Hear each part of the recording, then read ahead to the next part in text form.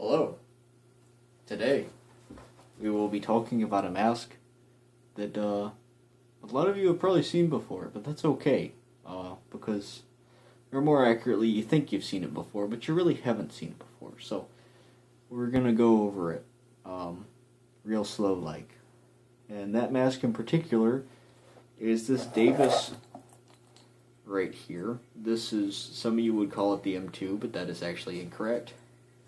It is actually a part number 3040W in an M1 configuration by the official designation. Although, for the sake of this video, since a lot of you don't listen that well, I'm just going to call it... Yeah, we'll see if I can stick to the actual dialogue of it being an M1 using a 3040W phase piece. We'll stick to that. If not, the point that I'm trying to get across is that this is not an M2. It looks like what? It looks like the nice military M2, but the military M2 designation was falsely applied to the Davis part number 3040W.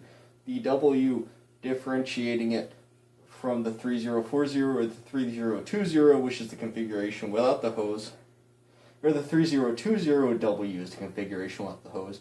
The 3040W is the configuration with the 10-inch hose, making it an M1. The 3020 and the 3040 are entirely different entirely different phase pieces. Some of you know it as the M1. That again is incorrect, but by most standards it would most likely resemble a KTM. Not that you guys are really familiar with those, at least not on the level that me and Duke are. So, anyway, the point I'm trying to get across is this is not an M2, it's a 3040W because it has the 10-inch hose for an M1 configuration. So we'll get on to what actually makes this interesting, because despite the fact that I actually own about,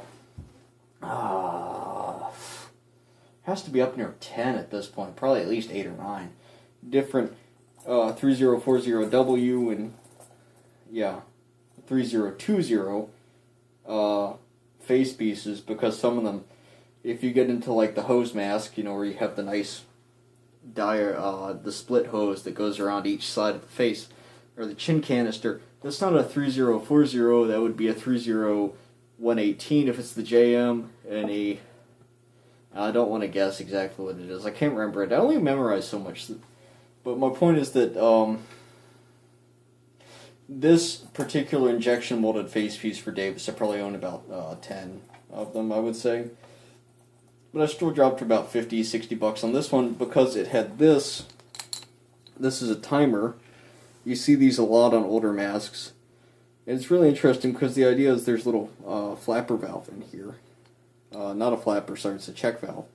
And every time the user inhales, this little dial here moves a little bit. So it's kind of like a basic HUD in some ways. And so, of course the user would be wearing the mask, and then you look down, and oh, I only have half an hour left, because the timer is halfway to whatever the fuck. You see where I'm going with this.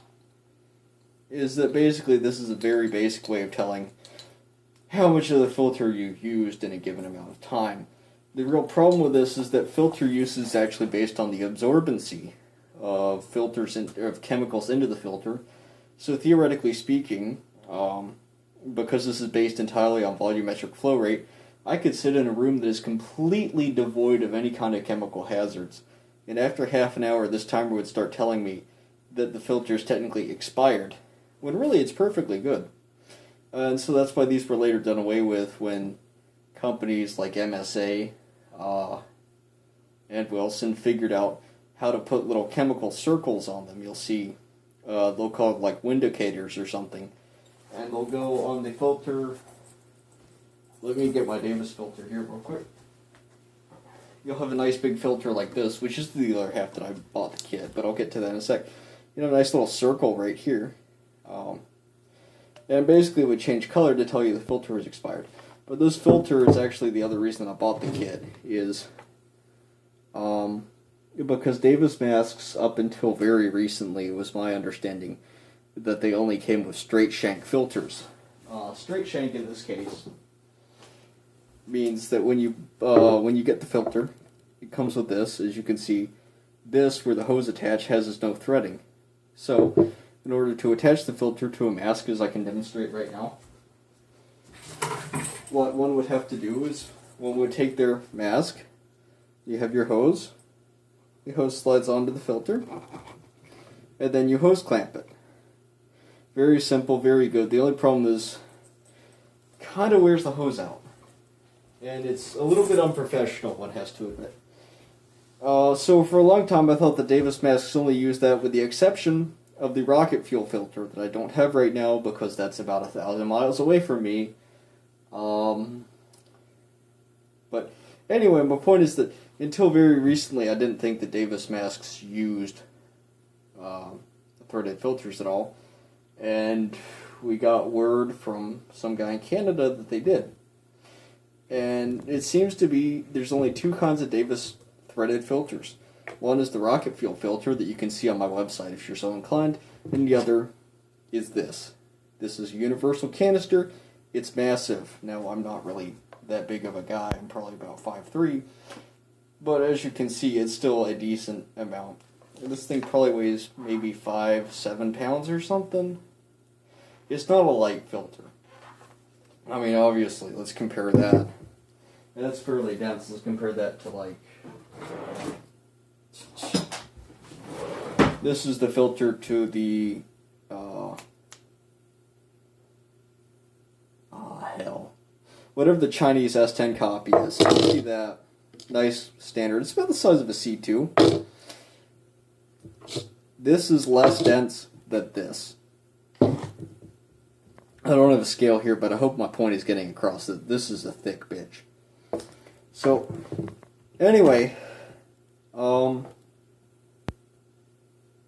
if for nothing else, the point of this video is to tell you that Davis does make threaded filters. Aside from the rocket fuel one, which I have the only one of, because some guy on GunBroker listed it, and I found it before y'all did.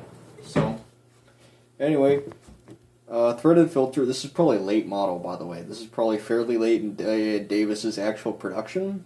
It's my suspicion that basically after the part number 3020, which you guys know is the M1, the KTM looking one, and after the M2, which is the 3020W, Davis basically stopped inventing things because they bought masks from Survivor, they bought masks from a couple other companies, they probably bought this filter from Wilson, which would indicate late model because it's basically my understanding that once the FRs, which is Frank Rutledge Davis and his son, once they were gone, no one in the company particularly gave a shit about it, inventing things or making new things, which is really a shame because, and this is coming from me, so I'm a little bit biased, but these are some of the most aesthetically pleasing masks, if only for their color.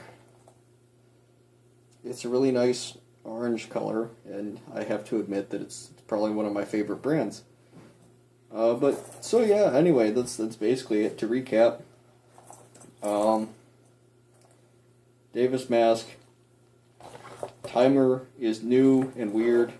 The Bureau of Mines approval number, if you want to look it up, is 1448, although I encourage you to remember that that's the approval of the initial design. It is not of the final design. My point being is that even though this is very late model, it's probably from like the 60s or 70s, there's a good chance that this was probably approved in the 30s or 40s. I haven't done that research yet because I haven't got around to it. Fuck it. But yeah, that's my point. So anyway, real cool, real rare. And yeah, thanks for watching.